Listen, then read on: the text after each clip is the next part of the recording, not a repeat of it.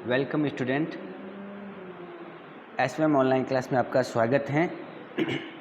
आज इस वीडियो में हम सोशल साइंस की बात करेंगे, एसएसटी की, सोशल स्टडी की, सामाजिक विज्ञान की। ठीक है, हमने 9 पार्ट पूरे कर लिए थे। आज 10वां पार्ट हम शुरुआत करेंगे। ठीक है, सामाजिक विज्ञान की बात करेंगे। आराम से सुनेंगे, देखेंगे तो आपको समझ में आ जाएगा बिल्कुल क्या सिस्टम है, कौन कौन सी बातें आपको ध्यान में रखनी है। तो पाठ संख्या 10 की शुरुआत करते हैं। अध्याय 10। हम इसमें नए साम्राज्यों के बारे में पढ़ेंगे और इसमें हम नए राज्यों के बारे में पढ़ेंगे, ये ध्यान रखना है। तो नए साम्राज्य और राज्य,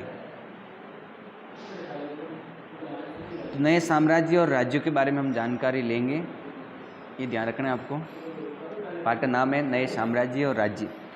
भारत के अंदर नए नए राज्य हैं या साम्राज्य हैं, किस प्रकार से स्थापित होते हैं और किस प्रकार से उनका उदय होता है और आज वर्तमान में बड़े केंद्र के रूप में उभरते हैं, उनकी बात करेंगे हम। तो आप आराम से इस बात को समझ सकते हो, जान भी सकते हो किस प्रकार से नए साम्राज्य और राज्यों का उदय होता है। ठीक है, अब पुराने समय की जो हमको अलग अलग स्थानों की प्रसिद्धियाँ मिली हैं उनकी बात करें तो क्या बताती हैं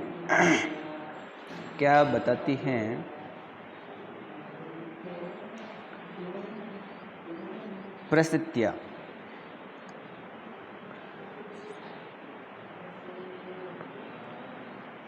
अब आपको समझना है कि प्रसिद्धि क्या है या प्रसिद्धि क्या है, ये समझेंगे क्या मतलब होता है इसका। लेकिन अगर मैं एक एक चीज़ की बात करूं तो इसके लिए आपको एक बात समझनी चाहिए कि जो मौर्य वंश था, कौन सा वंश, पुराने समय में एक मौर्य वंश था।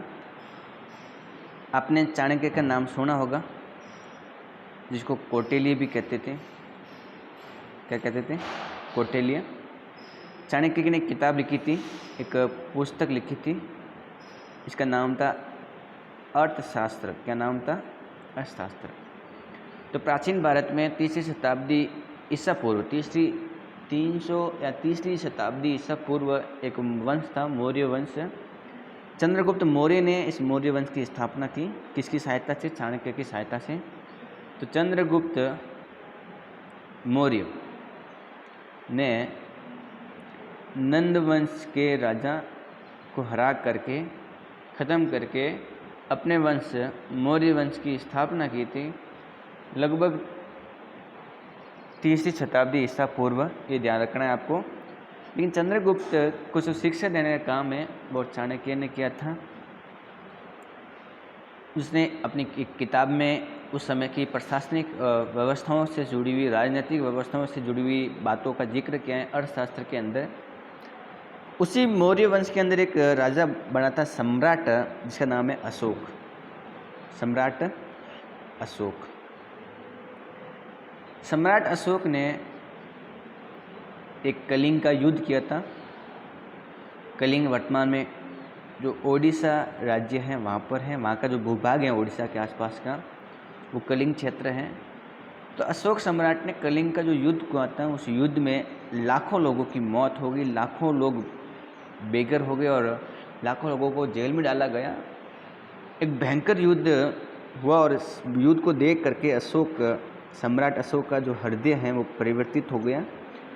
उसका मन हुआ कि इस युद्ध से कोई मतलब नहीं है और इस युद्ध से अनेक लोगों की जान जाती है, क्यों नहीं, मुझे इस युद्ध को रोकना चाहिए और युद्ध को ख़त्म करना चाहिए। ऐसी बात उनके मन में आती है और वो उस युद्ध के बाद में युद्ध नहीं करने का निर्णय करते हैं और बौद्ध धर्म की शिक्षाएं ग्रहण करना शुरू कर देते हैं और बौद्ध धर्म से जुड़ी हुई शिक्षा लोगों को देना शुरू कर देते हैं। इसलिए अशोक सम्राट ने उस समय बौद्ध धर्म की शिक्षाओं को फैलाने के लिए, बौद्ध धर्म की शिक्षाएं लोगों को तक पहुंचाने के लिए उन्होंने अलग अलग स्थानों पर अभिलेख लिखाएं। क्या लिखाएं? अभिलेख। कुछ ऐसे पत्थरों पर कुछ लेख लिखे गए, अलग अलग स्थानों पर स्तंभ उन्होंने खुदवा कर बनाए, ताकि स्तंभों पर उन्होंने शिक्षाएं लिखी ताकि लोग आते जाते देख सके। वो ये जो स्तंभ हैं ये चौराहे पर लगाए उन्होंने। ठीक है, तो उस समय ये बातें अभिलेख मिलते हैं, तो उन अभिलेखों से पता लगता है कि जो समुद्रगुप्त हैं, अशोक स्तंभ जो खुदे हैं उसमें एक अभिलेख है, और उस अभिलेख को जब हम एक पढ़ते हैं, एक अभिलेख की बात कर रहे हैं, एक अभिलेख को जब हम पढ़ते हैं तो हमें पता लगता है कि समुद्रगुप्त के दरबार में, किसके, समुद्रगुप्त के दरबार में एक कवि और एक मंत्री, कवि भी था एक मंत्री भी था, दोनों एक ही व्यक्ति हैं, मंत्री और कवि, जिसका नाम था हरिसेन। क्या नाम था? हरिसेन। उसने अनेक काव्य लिखी, कविताएं लिखी, एक ग्रंथ लिखे इस हरिसेन मंत्री या कवि ने। कवि हैं और मंत्री भी रहा है, इसलिए बहुत सारे ग्रंथ लिखे। इन ग्रंथों के नाम हम पढ़ेंगे, उससे पहले अपन को ये समझना है कि अभिलेख जो लिखे हैं अशोक सम्राट द्वारा स्तंभों पर, उनकी क्या खास खास विशेषताएं हैं।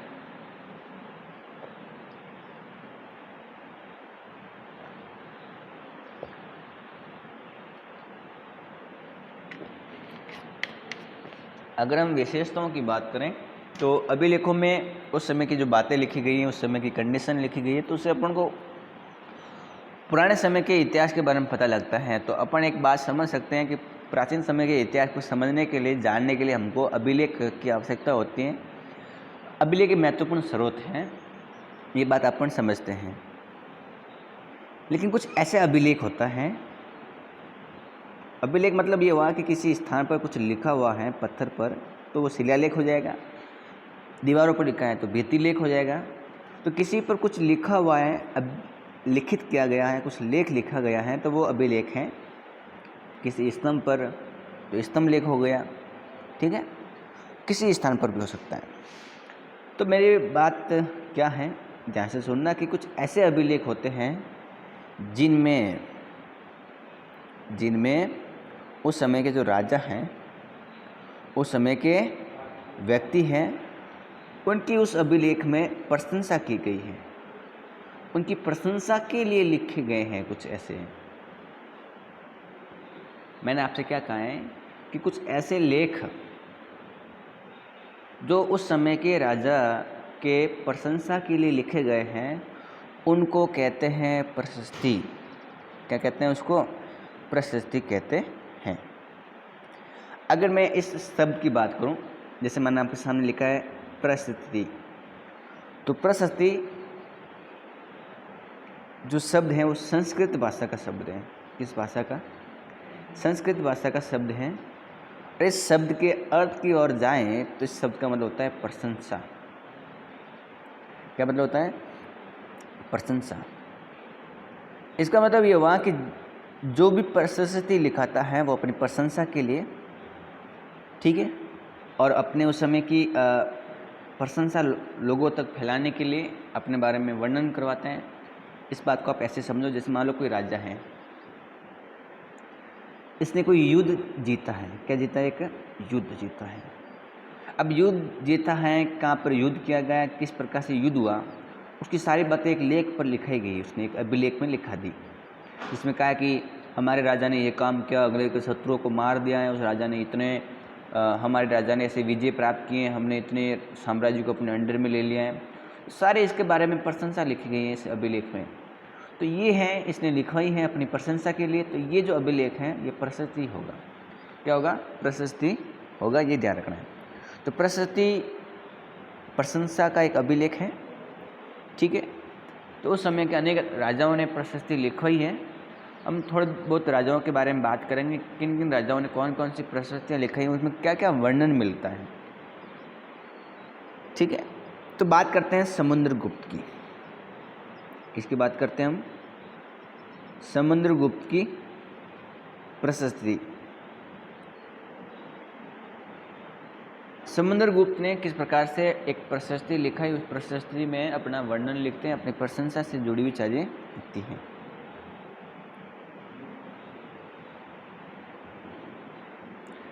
अब ये प्रशस्ति लिखाई है कवि के द्वारा, खुदवाने का काम तो अलग है, लेकिन कवि ने कहा होगा कि ये बातें लिखो।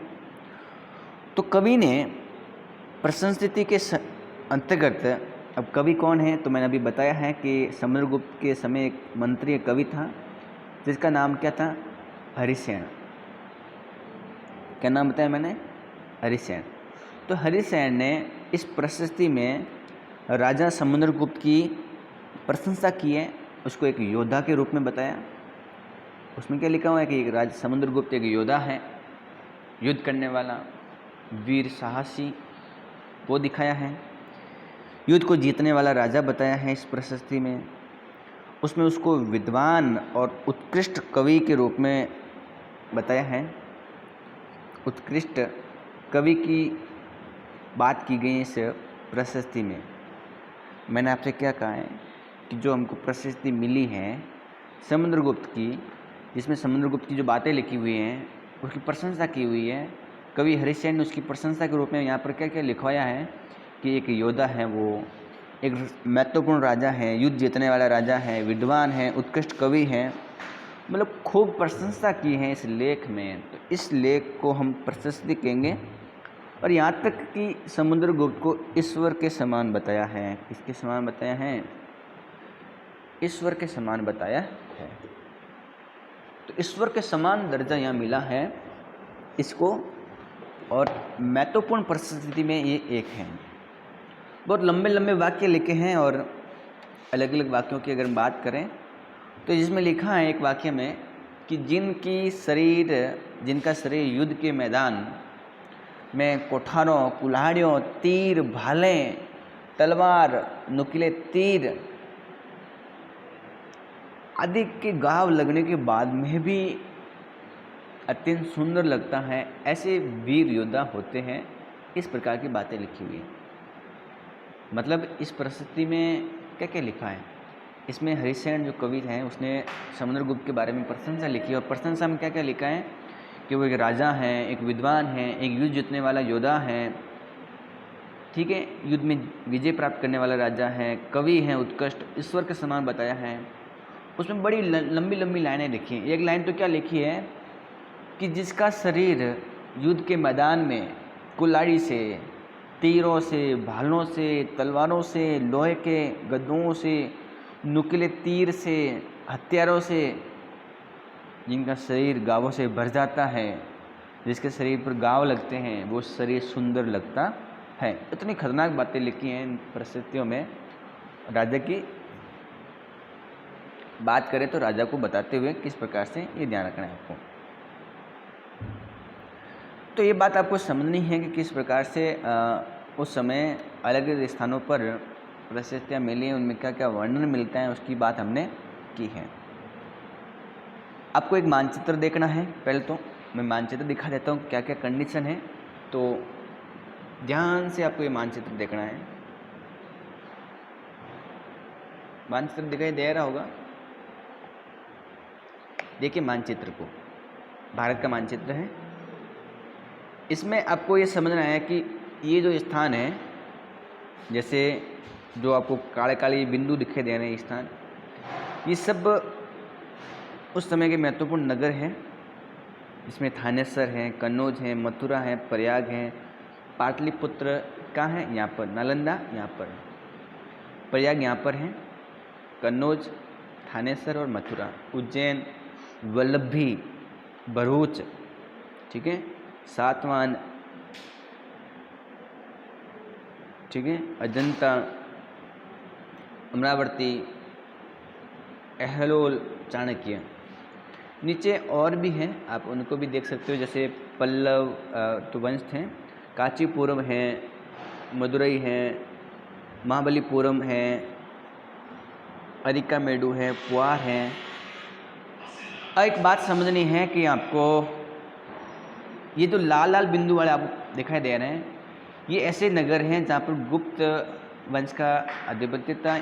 इन नगरों को गुप्त वंश के राजाओं ने जीता था, ठीक है। इसके अलावा दक्षिण के अंदर आपको यहाँ पर पांड्य वंश था, या चेर वंश था, या चालुक्य वंश था, ठीक है, यहाँ पल्लव वंश था, या सातवाहन वंश था। अब सुनिए, देखिए,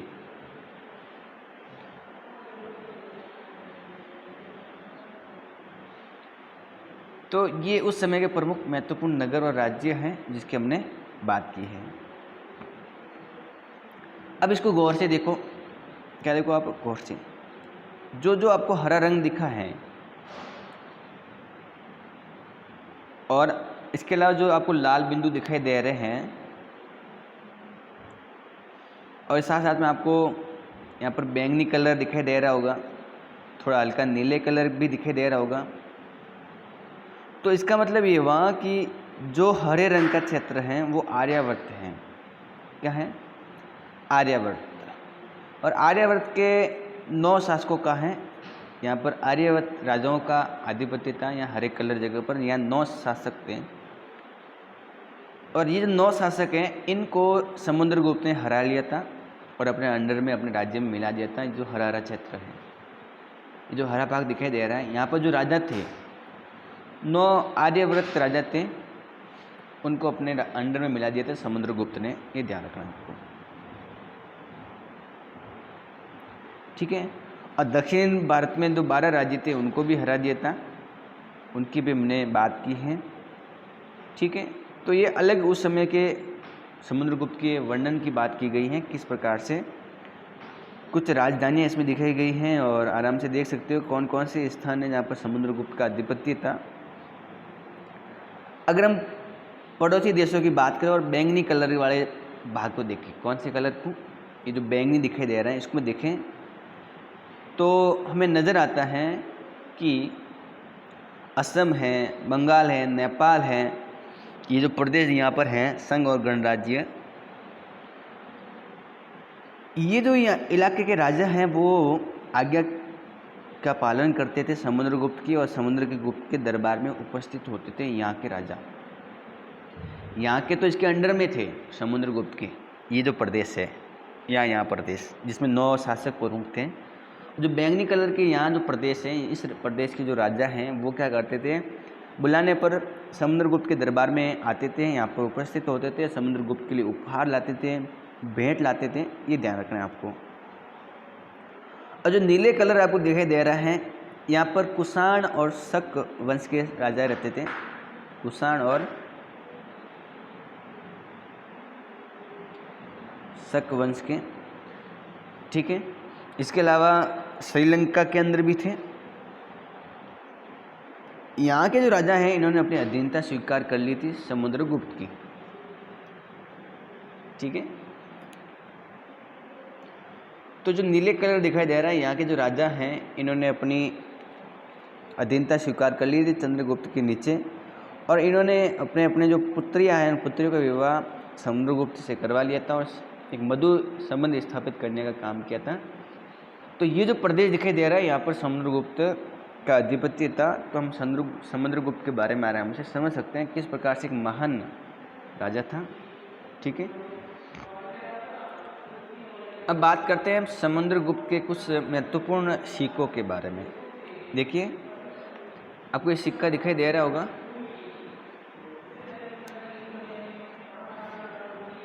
वीणा बजाने वाला राजा समुद्रगुप्त के कुछ अन्य गुण इसमें दिखाए गए हैं सिक्कों पर कि वो वीणा बजाता हुआ दिखाया गया है। तो ये समुद्रगुप्त के उस समय के सिक्के हैं जो आपको दिखाई दे रहे हैं किस प्रकार के।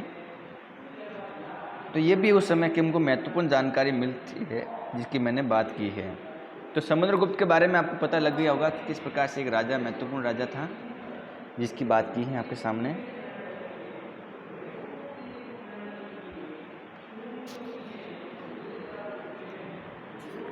ठीक है, तो एक तो बात ये ध्यान रखनी है। अब बात करते हैं वंशावलियाँ की। किसकी बात करते हैं? वंशावलियों की। प्रशस्तियाँ पढ़ ली हमने, वंशावलियाँ।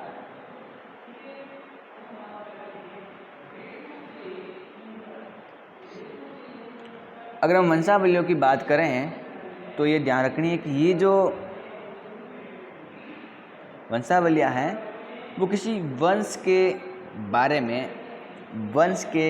में एक पिता फिर दूसरा पिता, इस प्रकार से वर्णन से उनके वंश के बारे में जो वर्णन मिलता है क्रम से, वो वंशावलियों में आता है।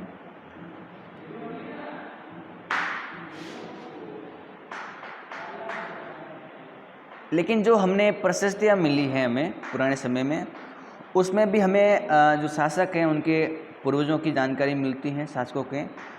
जैसे समुद्रगुप्त है तो समुद्रगुप्त की जो प्रशस्ति है उसमें उसके दादा हैं, उसके परदादा हैं, ठीक है, पिता हैं, माता के बारे में वर्णन मिलता है, उनकी माँ कुमार देवी, इसके अलावा जो लिच्छवी गण की थी, कौन सी गण की थी, लिच्छवी गण की थी कुमार देवी, उसके बारे में वर्णन मिलता है, ठीक है। इसके अलावा पिता चंद्रगुप्त गुप्त वंश के पहले शासक थे, उसका वर्णन मिलता है चंद्रगुप्त के बारे में, ठीक है, जिन्होंने बहुत बड़ी उपाधि धारण की थी। चंद्रगुप्त ने, जो गुप्त वंश के पहले शासक है, उन्होंने महाराजा धीराज की उपाधि धारण की थी, बहुत बड़ी उपाधि। और समुद्रगुप्त ने भी ये उपाधि धारण की है महाराजा धीराज की, ये भी ध्यान रखना है आपको। इसका मतलब ये हुआ कि धीरे धीरे गुप्त वंश का शासन तो बढ़ रहा था। और अगर इन वंशावलियों की बात करें तो समुद्रगुप्त के बारे में, उनके राजा, उनके शासक, उनके बाद में जो भी राजा हैं, उनके बेटे चंद्रगुप्त द्वितीय की जो बात है, उनकी वंशावली, तो उनके वंश के बारे में जो जानकारी हमें देती है, जैसे चंद्रगुप्त जो सेकंड था, वंशावली जिसमें उनकी जानकारी मिलती है, उनके अभिलेख और सिक्कों से पता लगता है कि किस प्रकार से उसके पश्चिम भारत की ओर सैन्य अभियान थे, उसकी बात मिलती है। किस प्रकार उन्होंने अंतिम शक शासक को पराजित किया था और उसके दरबार हैं वो लोगों से, विद्वानों से भरा हुआ था, ये भी हमको जानकारी मिलती है उस समय, ये भी ध्यान रखना है आपको। तो मैंने आपसे ये बताया कि वंशावली दरअसल राजाओं के परिवार से जुड़ी हुई जो बातें हैं उसमें मिलती हैं, उससे दादा, परदादा, पिता, बेटा, ठीक है। तो वंशावली में उनके वंश के बारे में जानकारी मिलती है। ऐसे बहुत सारे अभिलेख मिले हैं, ऐसे बहुत सारी चीज़ें हमको मिल रही हैं जिसमें उनके वंश के बारे में वर्णन मिलता है कि राजा कौन थे, परदादा कौन थे, पिता कौन थे, ठीक है, माता वगैरह किस वंश की थी, ये ध्यान रखना है आपको, ठीक है। तो ये बात आराम से आपको समझ में आ जाएगी। तो एक बात तो ये ध्यान रखनी है। अब आपने विक्रम संवत का नाम सुना होगा, उसकी बात कर लेते हैं। विक्रम संवत क्या सिस्टम है, किस प्रकार से विक्रम संवत समय और कैलेंडर की बात करता है, उसकी बात कर लेते हैं हम और समझ लेते हैं। 58 ईसा पूर्व, 58 ईसा पूर्व में प्रारंभ होता है विक्रम संवत। कब शुरू होता है? 58 ईसा पूर्व। देखो, ईसा पूर्व मतलब हुआ कि जब ईसा मसीह का जन्म हुआ, उस समय 0 से शुरू हुआ, ईसा मसीह का जन्म हुआ, वहाँ से ईसा मसीह की शुरुआत होती है। ईसा मसीह के जन्म से पहले जो घटनाएं घटित हुई वो ईसा पूर्व कहलाई।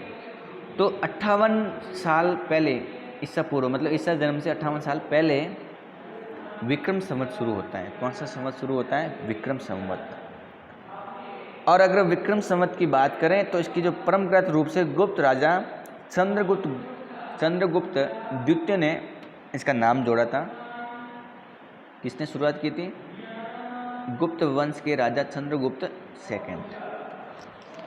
गुप्त राजा चंद्रगुप्त सेकंड ने, ध्यान रखना है कि इसकी स्थापना की थी विक्रम संवत की, क्योंकि ऐसा कहा जाता है कि उन्होंने शकों पर, जो शक राजा थे उन पर विजय प्राप्त की, और विजय प्राप्त करने के कारण इन्होंने इस संवत की स्थापना कर ली और विक्रमादित्य इन्होंने एक उपाधि धारण की थी। कौन सी? विक्रमादित्य की। तो विक्रमादित्य उपाधि धारण की थी चंद्रगुप्त सेकंड ने, और जब चंद्रगुप्त सेकंड ने शक राजाओं को हराया तो हराने के बाद में उन्होंने 58 ईसा पूर्व विक्रम संवत की शुरुआत कर दी थी। मतलब जैसे चंद्रगुप्त सेकंड ने शक राजा हैं उनको हराने के बाद में ये संवत शुरू कर दिया अपने नाम से। नाम उनको विक्रमादित्य की उपाधि धारण की हुई थी चंद्रगुप्त सेकंड ने, ये ध्यान रखना है। और उस समय से ये उन्होंने शुरू कर दिया था विक्रम संवत। तो 58 साल पहले है ईसा मसीह के जन्म से, ये ध्यान रखना है आपको। जैसे वर्तमान समय में आपका जो सन चलता है 2020, तो लेकिन अगर विक्रम संवत की बात करें, तो इसमें हम जोड़ सकते हैं 2058 साल, तो हमारा हो जाएगा 2000 2078, तो विक्रम संवत 2078 चल रहा है, ये ध्यान रखना है। तो आज के लिए इस वीडियो में इतना ही, बाकी बात करेंगे हम अगली वीडियो में। तो वीडियो को लाइक करें, चैनल को सब्सक्राइब करें और वीडियो को शेयर जरूर करें।